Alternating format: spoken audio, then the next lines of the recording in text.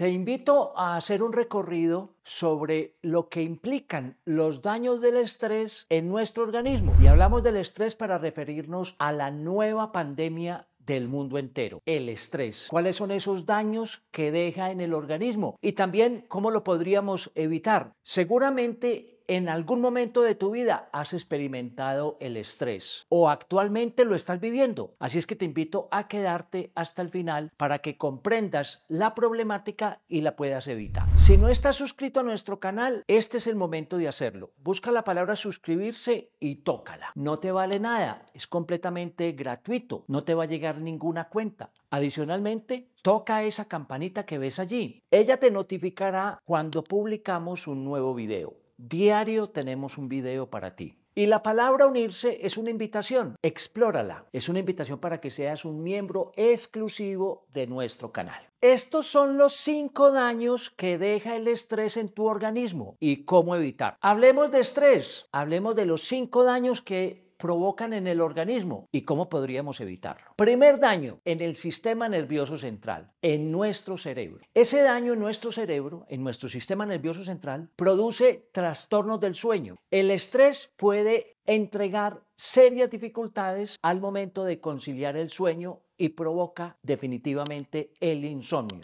La falta de sueño adecuado puede afectar negativamente la salud mental y posteriormente la salud corporal y empeorar, por ejemplo, las capacidades cognitivas, la capacidad de atender, de concentrarse, la capacidad de la memoria. Pero adicionalmente, ese daño en el sistema nervioso central está provocando serios trastornos mentales y emocionales. El estrés prolongado, lo llamamos también estrés crónico, puede contribuir al desarrollo de trastornos de salud mental como la ansiedad, la depresión, las ideas suicidas. Además, puede empeorar los síntomas en personas que ya padecen esas condiciones de ansiedad, de estrés, de tensión, de depresión y de ideas suicidas. Las puede empeorar. Pero además puede tener conexión con afectación de nuestro sistema emocional y entonces prevalecerán por ese daño a nivel del sistema nervioso central, por el daño en el sistema nervioso autónomo que controla todas las funciones orgánicas, podrá aumentar la ira, el miedo, la irritabilidad, que son características de las personas que sufren el estrés. ¿Por qué se produce ese daño a nivel del sistema nervioso central? Bueno, hay unas sustancias que nuestro organismo produce y que son las responsables de ese fenómeno. El cortisol, la hormona por excelencia que se libera en el estrés desde las glándulas suprarrenales, aumenta el estado de alerta y la energía, pudiendo dificultar la relajación y la conciliación del sueño. Pero el cortisol no está solo. Otra hormona de las glándulas suprarrenales, la adrenalina, nos ayuda a identificar cuando en nuestro cuerpo, por ejemplo, aumenta la frecuencia cardíaca, la sensación de taquicardia, aumento del pulso y también de la presión arterial. También ayuda a dificultar el sueño. También tenemos otra sustancia producida igualmente en las glándulas suprarrenales, la noradrenalina. Esta es una sustancia química que funciona como un neurotransmisor en el cerebro y también se libera como respuesta al estrés para emprender la lucha, el enfrentamiento al estrés o la huida, el retirado. Puede mantener a una persona en estado de alerta y por esa vía trastornar el sueño, impedir la conciliación del sueño. Primer daño, nuestro cerebro, nuestro sistema nervioso central, trastornando hormonas, neurotransmisores, sustancias químicas. Segundo daño, problemas cardiovasculares. El estrés y sobre todo el estrés crónico, aquel que prevalece por mucho tiempo, puede hacer que aumente la presión arterial y el ritmo cardíaco, lo que va a implicar serias enfermedades cardiovasculares, como cuáles: la hipertensión o presión alta, enfermedades propias del corazón, por ejemplo, un infarto del miocardio, y también accidentes cerebrovasculares. Y allí hay conexión entre daños cardíacos y daños cerebrales en aquellos vasos sanguíneos que están en nuestro cerebro. ¿Cómo lo descubrimos? Taquicardia, sudoración, temblor en las manos, cara roja o sensación de que tenemos la cara roja. ¿Y por qué se produce ese daño en el sistema cardiovascular? Bueno, porque está trastornado nuestro sistema nervioso autónomo, especialmente el nervio simpático. El sistema nervioso autónomo está compuesto de dos vías: simpático, que estimula, y el parasimpático, que frena. En el estrés, el sistema nervioso autónomo simpático está alterado y produce estimulación, y entonces salen hormonas como el cortisol, la adrenalina, noradrenalina, obviamente provocando serios daños. Tercer daño: trastornos digestivos. No hay duda que el estrés produce no pocas alteraciones en nuestro sistema digestivo. Ese estrés puede alterar el funcionamiento normal del sistema digestivo en varios puntos. Por ejemplo, en el estómago podría producir acidez y podría aumentar la sensación de gastritis. Y por ejemplo, en una persona que ya tiene gastritis por el mismo estrés o por otras circunstancias, podría incluso provocar sangrados intestinales. Pero adicionalmente podría producir úlceras gástricas, úlceras duodenales, úlceras en la parte inferior del esófago. Podría producir o aumentar reflujo gastroesofágico. Y todo ello en la parte alta del sistema digestivo. Pero en la parte inferior, a nivel intestinal, puede producir diarrea en unas personas y en otras estreñimiento, o alternar unas veces diarrea y otras veces estreñimiento. No hay duda que las funciones digestivas están alteradas, y de allí esa asociación que hacemos siempre entre cambios en el sistema intestinal y el estrés. Están conectados. ¿Cómo lo sabemos? Ardor en la boca del estómago, agriera o pirosis, sensación de distensión abdominal, dolores abdominales, cólicos abdominales. ¿Y por qué se está produciendo? Porque está alterado el sistema que comanda el movimiento intestinal y la secreción de ácidos, ese sistema nervioso autónomo. Pero también el cortisol está ayudando a aumentar la acidez, y con la acidez la gastritis o el sangrado a nivel del estómago o del esófago o del duodeno. Está aumentada la acidez del estómago. Y además, también ese sistema nervioso autónomo ayuda o a aumentar simpático el movimiento intestinal o a frenarlo, sistema nervioso parasimpático. No hay duda. Tercer daño, digestivo. Cuarto daño, en el sistema de defensas. El sistema inmunológico se debilita.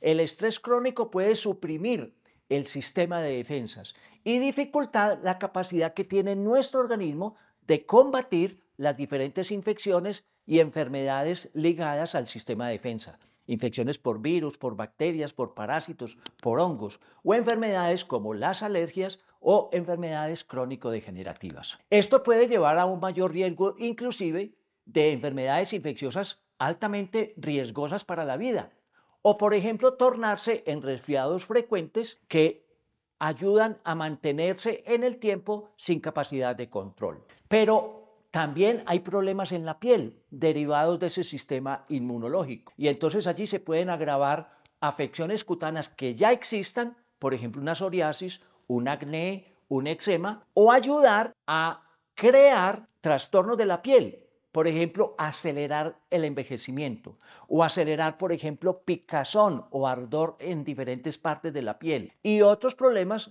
crónicos a nivel de la piel. ¿Y por qué se producen? Vuelva y juega. Hay sustancias que se generan aquí en el cerebro, en el tálamo y en el hipotálamo, como la adrenocorticotrofina, que ayudan a estimular otras hormonas, incluyendo los de las glándulas suprarrenales. Y por esa vía también se afecta el timo, que es una glándula que tenemos en el pecho, que está muy vinculada con ese sistema de defensas. Y se afecta la microbiota intestinal, que definitivamente está estrechamente relacionada con nuestro cerebro. Intestino y cerebro tienen serias implicaciones en los trastornos mentales, emocionales de las personas. Quinto daño, problemas con el peso. En la fase aguda, muchas personas en estrés dejan de comer, entonces se produce una pérdida de apetito y una pérdida de peso. Pero en el estrés crónico muchas veces se asocia actos compulsivos de recurrir a la comida para salvar o para lidiar con el estrés, lo que puede llevar a aumentar de peso, sobrepeso y obesidad, y como consecuencia de ese sobrepeso y obesidad, enfermedades cardiovasculares y enfermedades de tipo endocrino como la diabetes tipo 2. Inicialmente la ansiedad, pérdida de peso, pero el estrés crónico se asocia más con el aumento de peso. Y allí vuelve y juega. El cortisol tiene nuevamente muchas implicaciones en esa compulsividad para estar comiendo. Pero adicionalmente, las personas que recurren a la comida o a la bebida o al cigarrillo también está asociado con pensamientos negativos. Ese darle y darle vueltas a los pensamientos en la cabeza, que provoca seria ansiedad, y para mitigar la ansiedad recurrimos a la bebida, a fumar o a la comida. Y por ahí perdemos equilibrio, perdemos la homeostasis que está tratando de compensar nuestro organismo. ¿Qué debemos hacer y cómo evitar estos daños? Bueno, primero nos corresponde identificar cuáles son los factores de nuestra vida y cuáles son los factores externos que pueden estar provocando el estrés. Lo llamamos factores estresantes o estresores. Y entonces allí tenemos que identificar qué es lo que me agobia, qué es lo que me preocupa, qué es lo que me tensiona. Por ejemplo, para muchas personas, las noticias.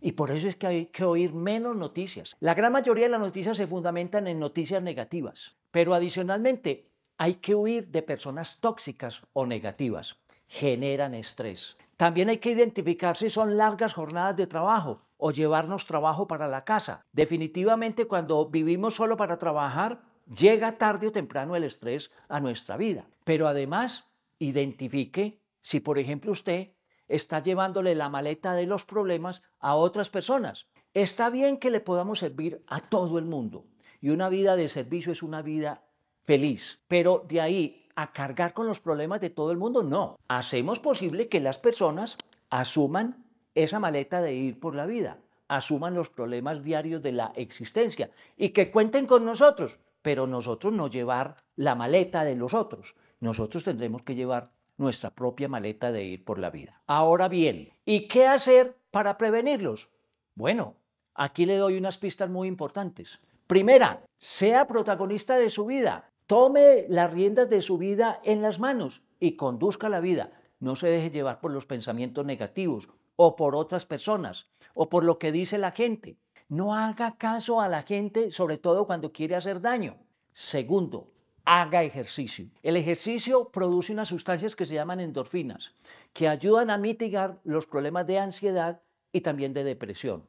Hacer ejercicio se vuelve fundamental para controlar los niveles de estrés. Tercero, dedique tiempo a hacer meditación, 5 minutos, 20 minutos, media hora. ¿Y qué es meditar? Fácil, céntrese en la respiración, tomando aire profundo por la nariz, reteniéndolo unos segundos y luego expulsando. Esa concentración en la respiración se vuelve fundamental para relajar nuestro organismo, para disponerlo de otra manera, para quitar cortisol que está circulando en la sangre, que sale de por allá de las glándulas suprarrenales, como ya decíamos, y ese centrarse en la respiración nos va calmando paulatinamente. Y si lo hacemos de una manera consciente y diario, nos va a ayudar obviamente a mitigar el estrés. Viva en el presente, no se mantenga yendo al pasado. El pasado ya pasó, déjelo ir. Si uno vive pensando en el pasado, entonces tendrá motivos de mortificación y de situaciones negativas.